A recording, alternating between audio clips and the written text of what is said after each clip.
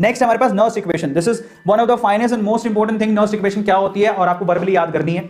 अगर मैं कहूं आपसे कि कोई केमिकल रिएक्शन इस तरह से परफॉर्म हो रही है, किसी इलेक्ट्रोकेमिकल सेल के अंदर केमिकल रिएक्शन में ए और बी पार्टिसिपेट कर रहे हैं और यहां पर एक्स और वाई बना रहे हैं और ये उनकी स्टोइकियोमेट्रिकल कोफिशिएंट है, तो यहां पर अगर आपको नर्स्ट इक्वेशन को, ये क्यों लिखा गया, क्योंकि यहां पर नर्स्ट इक्वेशन में आपको रिएक्शन कोफिशिएंट लिखना होता है, इसीलिए इसको लिखा गया। तो नर्स्ट इक्वेशन प्रॉपर्ली किस किस को याद है, याद होनी चाहिए। पूरे नर्स्ट इक्वेशन पहले तो कहां काम आती है, ये बहुत इंपॉर्टेंट है। ये वहां काम आती है जहां पर आपकी स्टैंडर्ड कंडीशंस ना हो, मतलब आपका concentration 1 capital M, molarity 1 capital M ना हो, आपका जो प्रेशर है बेसिकली 1 atm ना हो, समझ में आ रहा है, वहां पर आपके काम आती है। तो अगर हम लोग बोले कि ई सेल क्या है, that is E cell is equal to E not cell minus 2.303 RT/NS log of Q। ऊपर क्या लिखते हो यहां पर लिखा जाता है बेसिकली ये प्रोडक्ट्स, नीचे क्या लिखे जाते हैं, रिएक्टेंट्स। स्टोइकियोमेट्री के साथ में इसको रिएक्शन कोफिशिएंट कहा जाता है। तो अगर कोई मुझसे पूछे तो काम की चीज क्या है, तो यहां पर देखो E not cell standard electrode potential है, आर की वैल्यू गैस कांस्टेंट है, टी टेंपरेचर है, एन नंबर ऑफ इलेक्ट्रॉन है, एफ फैराड है। और अगर मैं यहां पर टेंपरेचर फिक्स कर दूं, सपोज करो कि टेंपरेचर 298 है, आर की वैल्यू फिक्स होती है, एन नंबर ऑफ इलेक्ट्रॉन को एज इट इज रखो, और एफ यहां पर क्या है 96500। अगर मैं रख दूं ये 25 डिग्री सेल्सियस 298, आर की वैल्यू रख दूं, एफ की वैल्यू रख दूं, तो अब आप इसको क्या कर सकते हो, 25 डिग्री सेल्सियस पर आपके पास ये इक्वेशन बनेगी और ये इक्वेशन सबसे ज्यादा काम आती है। जब वैल्यू रख के कैलकुलेट करोगे तो ई सेल की वैल्यू किसके बराबर होगी, E not cell minus 0.059/n log of Q। आप इसको Q कहें, रिएक्शन कोफिशिएंट चलेगा, कोई प्रॉब्लम नहीं है।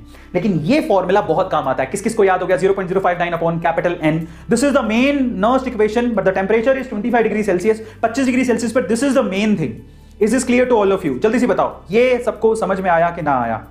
नर्स्ट इक्वेशन कहते हैं इसे। नर्स्ट इक्वेशन किस किस को याद है, और ये इक्वेशन आपको याद होनी चाहिए। चलो बहुत अच्छी बात है। सो बेसिकली ये नर्स्ट इक्वेशन है जो आपको सबसे ज्यादा काम आएगी, सबसे ज्यादा। और अगर इक्विलिब्रियम की बात करें, Nernst equation at equilibrium, equilibrium पे आपका सेल काम करना बंद कर देता है। ठीक है, ध्यान से आप चेक करना, मैं आपको क्या बोलने की कोशिश कर रहा हूं।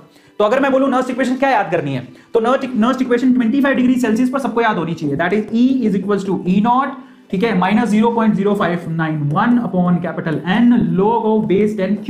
इसको रिएक्शन कोफिशिएंट कहते हैं। ठीक है, अब अगर मैं यहां पर एक काम करता हूं, अगर मैं बोलूं कि इक्विलिब्रियम एस्टैब्लिश हो चुका है, इसका मतलब क्या हुआ, सेल वहां पर काम करना बंद कर देगा, तो E की वैल्यू 0 हो जाएगी, इस E की वैल्यू 0 हो जाएगी, और आप Q की जगह पे क्या लिखोगे, K लिखोगे। तो फिर आपके पास नर्स्ट इक्वेशन क्या बनेगी, that is E not cell which is equals to 0.0591, क्योंकि इसकी वैल्यू तो 0 हो गई, upon N log of base 10, और यहां लिखोगे K। ये आपके पास इक्वेशन बन रही। Is this clear? बहुत ही बढ़िया। तो फाइनली ये इक्वेशन है जो आपके सामने, नर्स्ट इक्वेशन इसी को बोलते हैं, इक्विलिब्रियम पर ये कहलाती है, जो कि बहुत इंपॉर्टेंट है। ई सेल की वैल्यू 0 हो जाएगी, इसकी वैल्यू Kc, इक्विलिब्रियम कांस्टेंट, यहीं से आपको Kc की वैल्यू निकालनी होती है। ये है आपकी Nernst equation in the case of equilibrium, याद रखोगे? बहुत बढ़िया।